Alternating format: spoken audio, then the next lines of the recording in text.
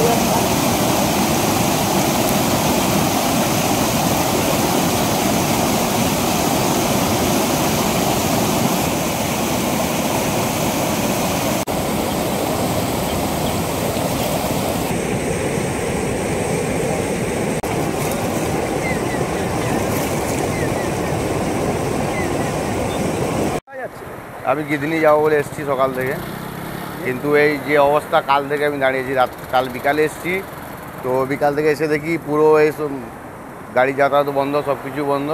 তো কালকে যেতে পারিনি, সামনে জামবনিতে ছিলাম।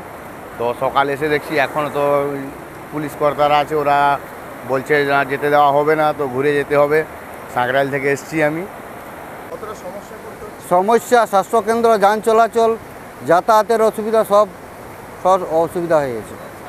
স্বাস্থ্যকেন্দ্রটা আছে না আমাদের এখানে, অসুবিধা হয়েছে স্বাস্থ্যকেন্দ্রের পক্ষে। তাহলে তো অসুবিধা হয়ে যাবে।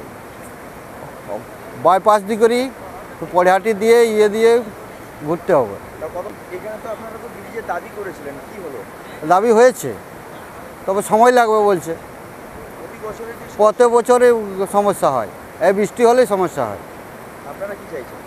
আমরা যেমন হয় তাড়াতাড়ি হয় তার ব্যবস্থা, সব জন চলাচল সব যেমন সুবিধা হয়।